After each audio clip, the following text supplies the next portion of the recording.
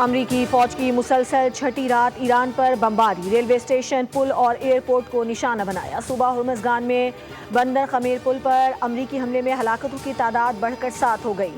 Saint کام کے مطابق حملوں میں ایرانی فوجی تنصیبات اور ساحلی نگرانی کے مراکز کو نشانہ بنایا گیا۔ ایران کے فضائی دفاعی نظام اور لاجسٹک تنصیبات کو بھی نقصان پہنچا۔ ایرانی میڈیا کا کہنا ہے کہ امریکی فوج نے شہری انفراسٹرکچر کو نشانہ بنایا۔ امریکی فضائیہ نے ایران شہر، ایئرپورٹ، بندر عباس، بندر خمیر، اہواز اور بوشہر میں حملے کی اور 3 پل تباہ کر دیے۔ بندر عباس میں رہائشی عمارت، کمیونیکیشن ٹاور، ریلوے اسٹیشن پر بھی حملہ کیا گیا۔ بندر عباس کے مختلف علاقوں میں بجلی کی فراہمی بھی معطل ہو گئی، جبکہ بوشہر میں بحری اڈوں کو بھی نقصان پہنچا۔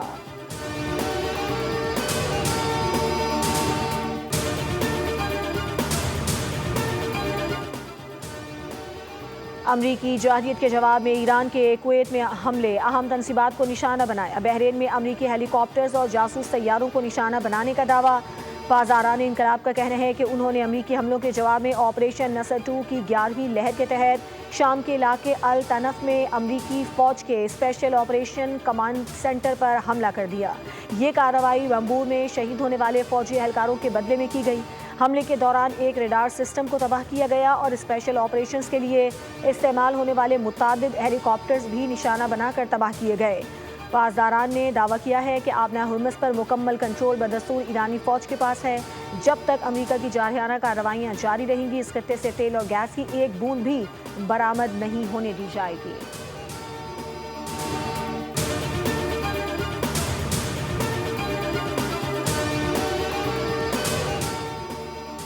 ایران سے سفارتکاری کے دروازے بند نہیں ہوئے، بات چیت جاری ہے۔ ترجمان کیرولین لیوٹ کا کہنا ہے کہ صدر ٹرمپ ایران کو اس وقت جواب دہ ٹھہرائیں گے جب وہ امریکہ سے کیے گئے وعدوں سے پیچھے ہٹے گا۔ ایران نے صدر ٹرمپ کو اب بھی معاہدہ کرنے کی خواہش سے آگاہ کیا ہے، کیونکہ امریکی فوجی کارروائیوں کے نتیجے میں اسے شدید نقصان اٹھانا پڑا ہے۔ کیرولین لیوٹ کا کہنا ہے کہ صدر ٹرمپ کی ہدایت پر ایران کی بحری ناکہ بندی دوبارہ نافذ کر دی گئی ہے۔ یہ پابندیاں صرف ان جہازوں پر لاگو ہوں گی جو ایرانی بندرگاہوں کی جانب جا رہے ہوں یا وہاں سے واپس آ رہے ہوں۔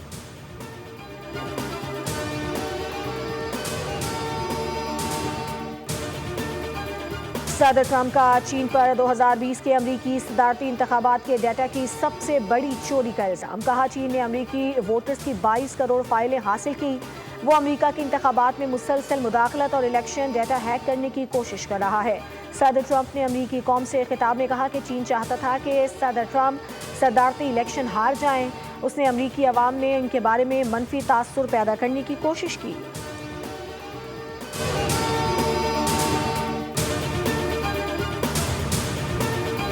پاکستان اسٹاک مارکیٹ میں اتار چڑھاؤ، 100 انڈیکس میں 400 سے زائد پوائنٹس کا اضافہ، انڈیکس 1,78,500 کی سطح پر ٹریڈ۔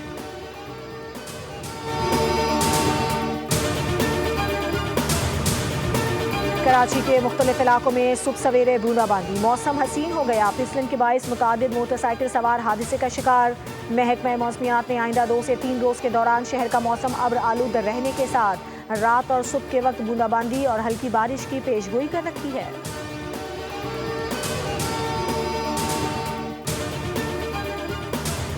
اور ڈاکٹر آکاش قتل کیس میں ملزمان کے دوران تفتیش اہم انکشافات۔ 2022 میں بھی 73 لاکھ لے جانے والے ہندو تاجر کو دوران ڈکیتی قتل کرنے کا اعتراف۔ ملزمان کا تعلق اوڈھ قبیلے سے ہے، پہلے راجہ اوڈھ گروپ کے ساتھ منسلک تھے۔ تفتیشی حکام کے مطابق ملزمان نے 2025 میں دوران ڈکیتی حساس ادارے کے اہلکار کو قتل کیا تھا۔ پولیس مقابلے میں 4 ساتھی ہلاک ہونے پر ناصر نے نیا گینگ بنایا۔ ملزمان کا گینگ واردات کرنے کے بعد اندرون سندھ فرار ہو جاتا تھا۔ ملزمان کا ٹارگٹ ڈسٹرکٹ ساؤتھ کے بینک تھے۔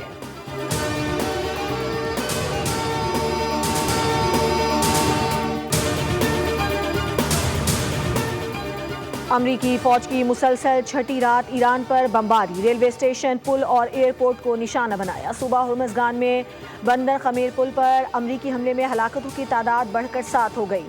سینٹ کام کے مطابق حملوں میں ایرانی فوجی تنصیبات اور ساحلی نگرانی کے مراکز کو نشانہ بنایا گیا۔ ایران کے فضائی دفاعی نظام اور لاجسٹک تنصیبات کو بھی نقصان پہنچا۔ ایرانی میڈیا کا کہنا ہے کہ امریکی فوج نے شہری انفراسٹرکچر کو نشانہ بنایا۔ امریکی فضائیہ نے ایران شہر، ایئرپورٹ، بندر عباس، بندر خمیر، اہواز اور بوشہر میں حملے کی اور 3 پل تباہ کر دیے۔ بندر عباس میں رہائشی عمارت، کمیونیکیشن ٹاور، ریلوے اسٹیشن پر بھی حملہ کیا گیا۔ بندر عباس کے مختلف علاقوں میں بجلی کی فراہمی بھی معطل ہو گئی، جبکہ بوشہر میں بحری اڈوں کو بھی نقصان پہنچا۔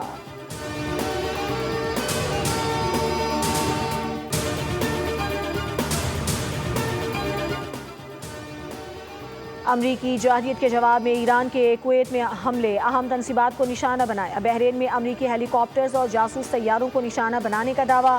پاسداران انقلاب کا کہنا ہے کہ انہوں نے امریکی حملوں کے جواب میں آپریشن نصر 2 کی 11ویں لہر کے تحت شام کے علاقے الطنف میں امریکی فوج کے اسپیشل آپریشن کمانڈ سینٹر پر حملہ کر دیا۔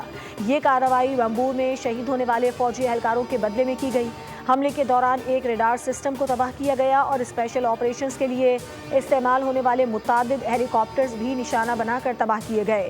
پاسداران نے دعویٰ کیا ہے کہ آبنہ ہرمز پر مکمل کنٹرول بدستور ایرانی فوج کے پاس ہے۔ جب تک امریکہ کی جارحانہ کارروائیاں جاری رہیں گی، اس خطے سے تیل اور گیس کی ایک بوند بھی برآمد نہیں ہونے دی جائے گی۔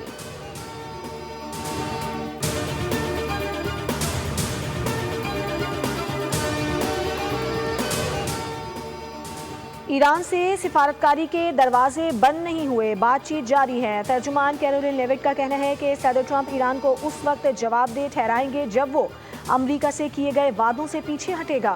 ایران نے صدر ٹرمپ کو اب بھی معاہدہ کرنے کی خواہش سے آگاہ کیا ہے، کیونکہ امریکی فوجی کارروائیوں کے نتیجے میں اسے شدید نقصان اٹھانا پڑا ہے۔ کیرولین لیوٹ کا کہنا ہے کہ صدر ٹرمپ کی ہدایت پر ایران کی بحری ناکہ بندی دوبارہ نافذ کر دی گئی ہے۔ یہ پابندیاں صرف ان جہازوں پر لاگو ہوں گی جو ایرانی بندرگاہوں کی جانب جا رہے ہوں یا وہاں سے واپس آ رہے ہوں۔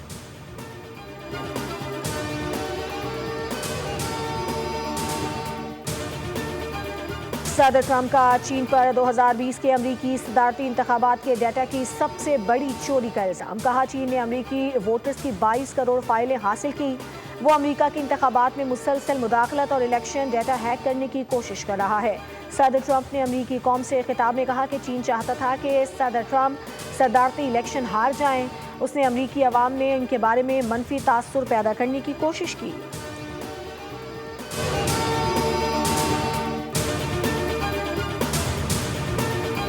پاکستان اسٹاک مارکیٹ میں اتار چڑھاؤ، 100 انڈیکس میں 400 سے زائد پوائنٹس کا اضافہ، انڈیکس 1,78,500 کی سطح پر ٹریڈ۔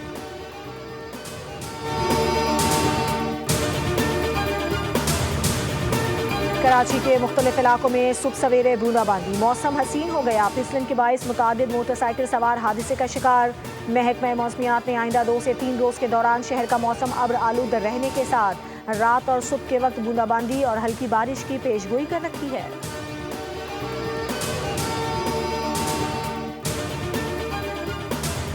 اور ڈاکٹر آکاش قتل کیس میں ملزمان کے دوران تفتیش اہم انکشافات۔ 2022 میں بھی 73 لاکھ لے جانے والے ہندو تاجر کو دوران ڈکیتی قتل کرنے کا اعتراف۔ ملزمان کا تعلق اوڈھ قبیلے سے ہے، پہلے راجہ اوڈھ گروپ کے ساتھ منسلک تھے۔ تفتیشی حکام کے مطابق ملزمان نے 2025 میں دوران ڈکیتی حساس ادارے کے اہلکار کو قتل کیا تھا۔ پولیس مقابلے میں 4 ساتھی ہلاک ہونے پر ناصر نے نیا گینگ بنایا۔ ملزمان کا گینگ واردات کرنے کے بعد اندرون سندھ فرار ہو جاتا تھا۔ ملزمان کا ٹارگٹ ڈسٹرکٹ ساؤتھ کے بینک تھے۔